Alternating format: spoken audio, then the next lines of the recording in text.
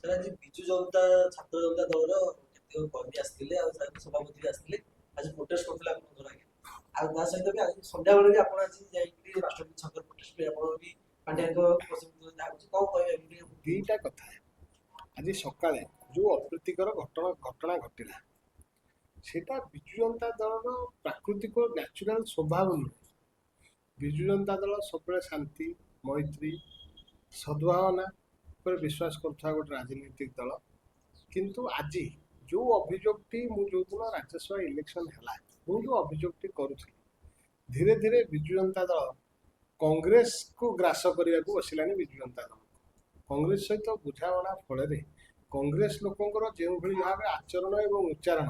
ସେଇଭଳି ଆଚରଣ ଉଚ୍ଚାରଣ ଧୀରେ ଧୀରେ ବିଜୁ ଜନତା ଦଳର ଯୋଉ ଯୁବ କର୍ମକର୍ତ୍ତା ଅଛନ୍ତି ସେଇଭଳି ଭାବେ ଆଚରଣ ଏବଂ ଉଚ୍ଚାରଣ କରିବା ଆରମ୍ଭ କଲେଣି। ଏବଂ ଆଉ ଗୋଟିଏ କଥା ମଧ୍ୟ ଆଜି ଆପଣଙ୍କ ମାଧ୍ୟମରେ କହିବାକୁ ଚାହିଁବି, ବିଜୁ ଜନତା ଦଳ ବର୍ତ୍ତମାନ ଆଉ ଲୋକଙ୍କର ସେବା ଓଡ଼ିଶାବାସୀଙ୍କର କେମିତି ଉନ୍ନତି ହେବ, ଯୋଉ ବିରୋଧୀ ଦଳର ଭୂମିକା ଓଡ଼ିଶାବାସୀ ଦେଇଛନ୍ତି ସେ ଦାୟିତ୍ୱକୁ କେମିତି ନିର୍ବାହ କରିବ ତାକୁ ଭୁଲି ଯାଇ କେମିତି ଯୋଉ ପାଣ୍ଡିଆନ ବାବୁ ଅଛନ୍ତି ତାଙ୍କୁ କେମିତି ତାଙ୍କର କେମିତି ତୋଷାମତ ପାଲଟିବେ, ତାଙ୍କୁ କେମିତି ଟେକିକି ରଖିବେ, ତାଙ୍କର କେମିତି ତେଲ ମାଲିସ କରିବେ, କ'ଣ କଲେ ସିଏ ଖୁସି ହେବେ, ଏଇ କାମରେ ବର୍ତ୍ତମାନ ବିଜୁ ଜନତା ଦଳର ଯୋଉ ଯୁବ କର୍ମକର୍ତ୍ତା ମାନେ କାର୍ଯ୍ୟକ୍ରମ କରୁଛନ୍ତି କିଛି କତିପୟ ବ୍ୟକ୍ତି ବିଶେଷ ମାନେ ସେମାନେ ସେଇଥିରେ ଲାଗି ପଡ଼ିଛନ୍ତି। ଆଜି ଯୋଉ ଅପ୍ରୀତିକର ପରିସ୍ଥିତି ସୃଷ୍ଟି ହେଲା ଆପଣ ଗୋଟେ ଦୃଶ୍ୟ ନିଶ୍ଚିନ୍ତ ଭାବେ ଦେଖିଥିବେ, ଗୋଟେ ପଟେ ବିଜୁ ଜନତା ଦଳ ଯୋଉଟା ପାଣ୍ଡିଆନ କବ୍ଜାରେ ଅଛି ସେ କର୍ମକର୍ତ୍ତା ଥିଲେ, ଅନ୍ୟ ଏକ ପକ୍ଷରେ ବିଜୁ ଜନତା ଦଳ ଯୋଉମାନେ ବିଜୁବାବୁଙ୍କ ନୀତି ଆଦର୍ଶର ଅନୁପ୍ରାଣୀ, ଯୋଉମାନେ ସାହସିକତା ଆତ୍ମସମ୍ମାନ ସ୍ୱାଭିମାନକୁ ବିଶ୍ୱାସ କରନ୍ତି ତାଙ୍କ ଭିତରେ ଗୋଟେ ଅପ୍ରୀତିକର ପରିସ୍ଥିତି ସୃଷ୍ଟି କରିବା ପାଇଁ ସେମାନେ ବାଧ୍ୟ କରିଥିଲେ। ମାନେ ଆଜି କ'ଣ ହେଲା, ବିଜୁ ଜନତା ଦଳ ପାଣ୍ଡିଆନ ଏବଂ ବିଜୁ ଜନତା ଦଳ ବିଜୁବାବୁଙ୍କ ନୀତି ଆଦର୍ଶ ଯୋଉମାନେ ଅନୁପ୍ରାଣୀ ଏ ଦୁଇ ଗୋଷ୍ଠୀ ଭିତରେ ଗୋଟେ ଅପ୍ରୀତିକର ପରିସ୍ଥିତି ସୃଷ୍ଟି ହେଲା। ଜଣଙ୍କ ସରକାରୀ ବାସଭବନକୁ ଘେରାଉ କରିବାରେ ରାଜନୈତିକ ବିଧି ବ୍ୟବସ୍ଥା ଅନୁସାରେ କିଛି ଅସୁବିଧା ନାହିଁ, କିନ୍ତୁ ପ୍ରାୟର ଟୁ ସରକାରଙ୍କର କିଛି ନିୟମ କାନୁନ ଅଛି, ରୁଲ ରେଗୁଲେସନ ଅଛି, ସେମାନେ ପରମିଶନ ନେବା କଥା, ପରମିଶନ ନେଇକି ଏଭଳି କାର୍ଯ୍ୟକ୍ରମ କରିବା କଥା। ହିଂସାକାଣ୍ଡ ଘଟଣା ଘଟିଲେ ଜଣଙ୍କ ଘରକୁ ଆସିବେ ଜବରଦସ୍ତି ପଶିବା ପାଇଁ ଚେଷ୍ଟା କରିବେ, ତାଙ୍କର ଆମର ଯୋଉମାନେ ଶୁଭେଚ୍ଛୁ ସମର୍ଥକ ମାନେ ଅଛନ୍ତି ଯୋଉମାନେ ବିଜୁବାବୁଙ୍କ ଦ୍ୱାରା ଅନୁପ୍ରାଣିତ ସେମାନେ ତାଙ୍କୁ ଅବଷ୍ଟ୍ରକ୍ କରିବାକୁ ନିଶ୍ଚିତ ଭାବେ ଚେଷ୍ଟା କରିବେ। ସେମାନେ ହାତ ହତିଆର ନେଇକି ଆସିଥିଲେ, ତାଙ୍କୁ ଅବରୋଧ କରିବା ପାଇଁ ଆମର ଯୋଉ ଯୁବ କର୍ମକର୍ତ୍ତା ମାନେ ଅଛନ୍ତି ସେମାନେ ମଧ୍ୟ ପ୍ରୟାସ କଲେ। ଏଭଳି ଘଟଣା ଘଟିଲା କାହିଁକି, ସେମାନେ କାହିଁକି ପଲିଟିକାଲ ମିନ୍ସ ପଲିଟିକାଲ ୱେ ଯାହା ରହିଛି ଯାହା ନିୟମ କାନୁନ ରହିଛି ତାକୁ ସମ୍ପୂର୍ଣ୍ଣ ଭାବେ ଜଳାଞ୍ଜଳି ଦେଇ ହିଂସାକାଣ୍ଡ ଓ ଉପୁଜେଲା ଭଳିଆ ଘଟଣାକୁ ମଧ୍ୟ କେବଳ ପାଣ୍ଡିଆନ ବାବୁଙ୍କୁ ଖୁସି କରିବା ପାଇଁ ଏଭଳି ଅପଚେଷ୍ଟା କରିଛନ୍ତି। ସେ ନିବୃତ୍ତ ରହିବା ଦରକାର, ନହେଲେ ଓଡ଼ିଶାର ଜାଗ୍ରତ ଯୋଉମାନେ ବିଜୁବାବୁଙ୍କ ଲିଗାସିରୁ ଆସିଛନ୍ତି, ଯୋଉମାନେ ବିଜୁବାବୁଙ୍କ ଲିଗାସିକୁ ଆଗକୁ ନେବା ପାଇଁ ଚେଷ୍ଟା କରୁଛନ୍ତି ସେମାନେ ତାଙ୍କୁ ଉଚିତ ଜବାବ ଦେବେ ଆଗାମୀ ସମ୍ବିଧାନରେ ସ୍ଥାନ ଦେବା ପାଇଁ ସେ ଆଜି ହିଂସାକୁ ତାକୁ ତା ମୁଖପାତ୍ର ସାଜିଛି, ତାର ବାର୍ତ୍ତା ବସ କ'ଣ ପାଇଁ ଏ ଘଟଣାଟି କ'ଣ ପାଇଁ ଘଟୁଛି, ଯେହେତୁ ବିଜୁ ଜନତା ଦଳ କଂଗ୍ରେସ ଦ୍ୱାରା ଧୀରେ ଧୀରେ ଗ୍ରାସିତ ହବାକୁ ଯାଉଛି। ହଁ, ଆପଣ ଦେଖନ୍ତୁ ବିଜୁ ଜନତା ଦଳର ଯୋଉ ଅସାଧୁ ମେଣ୍ଟ ହେଲା ଯାହା ଦ୍ୱାରା କି କଂଗ୍ରେସ ଧୀରେ ଧୀରେ କଂଗ୍ରେସ କର୍ମକର୍ତ୍ତା ମାନେ ବିଜୁ ଜନତା ଦଳକୁ ହାଇଜାକ୍ କରିବାକୁ ଚେଷ୍ଟା କରୁଛନ୍ତି। ଯୋଉ ଫ୍ରଣ୍ଟାଲ ୱିଙ୍ଗସ ଗୁଡ଼ିକ ରହିଛି ତାର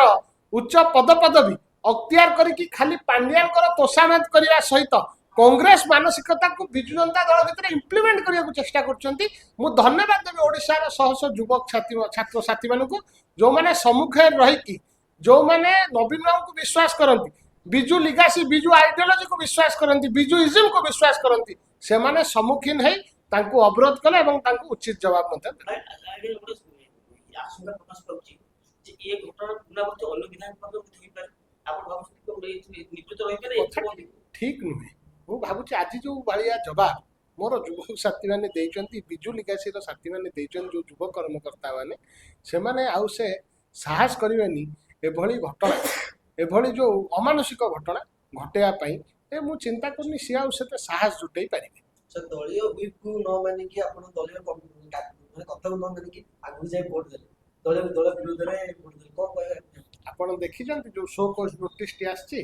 କୌଣସି ଜାଗାରେ ହୁଇପ୍ର ବର୍ଣ୍ଣନା, कहीं राज्यसभा इलेक्शन रे कौनसी दल हुईप करिवार प्रावधान नहीं से कन्स्टिट्यूशन अनुसार आम भारत वर्ष परिचालित हुए से कन्स्टिट्यूशनल जहाँ आमर शक्ति रही जो संविधान आमको जो क्षमता प्रदान करछि से अनुसार आम राज्यसभा भोट देचु और राज्यसभा स्वाधीन प्रार्थी को भोट देचु आम भोट देचु जे बिजु आइडियोलोजी जी आसछंती जे बिजु बाबू आदर्श अनुप्राणित एवं बिजु जनता दल प्रतिष्ठा करिवार जार प्रमुख भूमिका थिला आम दिलीप राय सपक्ष में मत सब्यस्त करछु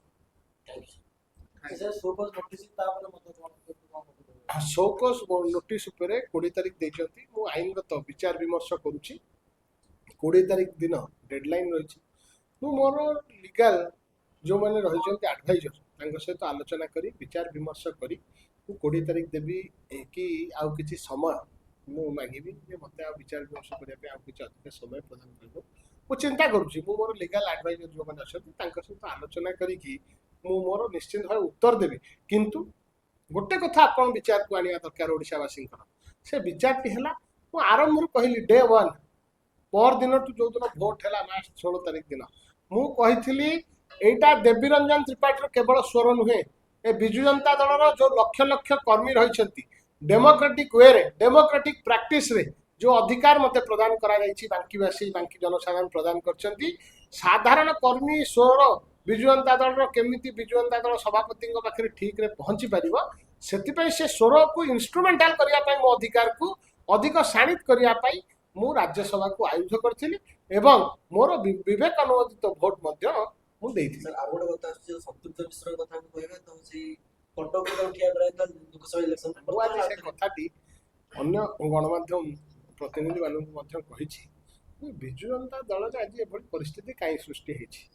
कहीं नवीन बाबू को किसी कथारू आलुप रखा जाउछि दूरेकी रखा जाउछि तांको दृष्टि को अणा जाउछि विजु जनता दल गोटे 27-28 वर्ष हेलानी 97 मसीह 2026 रे पहुंचलु 30 वर्ष हो 2027 डिसेंबर जेतेबेले एते वर्षर दल 24 वर्ष क्षमता रहिला बहुत योग्य कर्मकर्ता अछंती विजु जनता दल जो माने बहुत कठिन परिश्रम करी खंडे कॉर्पोरेटर हवा सुजोग पाई नांती विधायक सांसद हवा सुजोग पाई नांती कौन सी दायित्व विजु जनता दल देनी जिते कि डिजर्व करती ताले संतृप्त बाबू को कौन पाई दुई थर सुजोग दिगला 24 रे कटक पार्लियामेंट रु नेतृत्व नापी विजु जनता दल सुजोग देला सी विफल हेले परास्त हेले 2 वर्ष न पूर्ण 2 वर्ष कंप्लीट है पुणी थे राज्यसभा भाया गोटे अपर हाउस को तांको कौन पे दिगला आहरी कर्मी जो मैंने अच्छा आहरी नेतृत्व अच्छा से कौन पे हतादर करागला आ पछरे कौन लक्ष्य रही कौन षड्यंत्र रही केते पैसा देकी पांड्यान बाबू को संतृप्त मिश्र एभली पद अख्तियार करिया पे ताकर अपचेष्टा नुहे तो आउ कौन कहि पे आपण जो सोबत रो रिप्लाई देबे बाबू सर ग्रहण करी से कथा तो मु एठी बसी कहि परिबिनी मोर तार जहाँ लीगल दिग रही आईनगत दिग रही मु विचार विमर्श करी मोर लीगल एडवाइजर मान सहित मु निश्चय भाव मो उत्तर देवी से ग्रहण हम बा ग्रहण हेनी तो कहूँ सबू कथा विजु जनता दल सभापति को जना जाऊनी ना 20 जन विधायक सम्मुखें विजु जनता दल सभापति क्यों भाई भाव कहले मु भावुची से शोईथिबा अवस्था थम इम्प्रेशन ना से दिन गत काली प्रमिला मैडम कहले फाउंडेशन किसी एडा खाली बेकार कथा कहूच आज से कथा दलर सभापति केते सी स्वीकृति देले दीर्घ 14 मास अधिक समय है से फाउंडेशन गठन होती 20टा विधायक आगे से माने जो मत प्रश्न कर मोर आपण को अनुरोध मोर आपण को रिक्वेस्ट आपण दयाकोरी से 20टा विधायक को प्रश्न करंतु जे आपण विजु जनता दल सभापति पचारंतु आपण जदि 2 दिन पर कहले मु जानी मु अर्थ प्रदान कर असुविधा नहीं से कथा स्वीकार करते समस्त सम्मुखें समस्त हुए तो खुशी होता किंतु से दिन मना कले गत काली विजु जनता दलर जड़े नवागत विधायक जी कौ जगत रु आसनी जो अल्प विद्या भयंकरी से भाव निजर बैठ देले किसी ना आउ जड़े विधायक जी 90 मसीह विजु बाबू सहित अच्छा किंतु बर्तमान पांड्यानकर खुशामत करने पछघुंचा दौना सी कहले किसी सेमती फाउंडेशन नहीं से प्रश्न करने आवश्यक this is a democratic party तार कॉन्स्टिट्यूशन अच्छी संविधान अच्छी जहाँ द्वारा विजु जनता दल परिचालित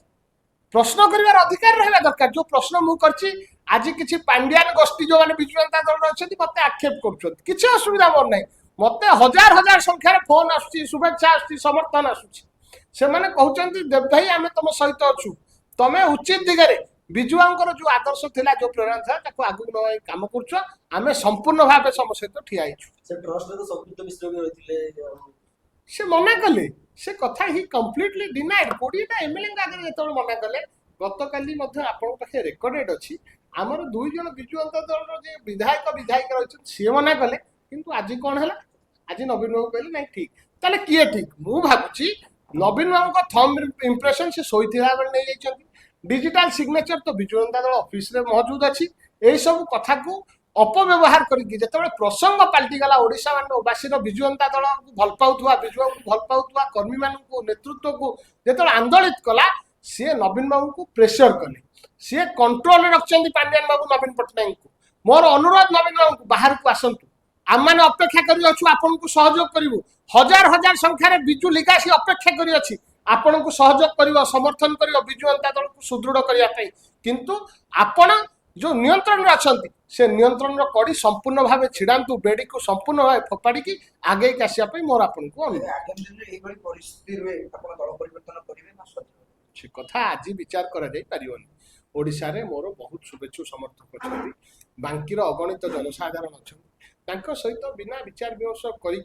कौन राजनीतिक निष्पत्ति नवा एक उचित हम ना किंतु आज मु विजु जनता दल सदस्य विजु जनता दल नीति आदर्श अनुप्राणित एवं सबुठ बड़ कथा मोर पॉलिटिकल आइडियोलॉजी होचंती प्रभात पुरुष विजु पट्टनायक।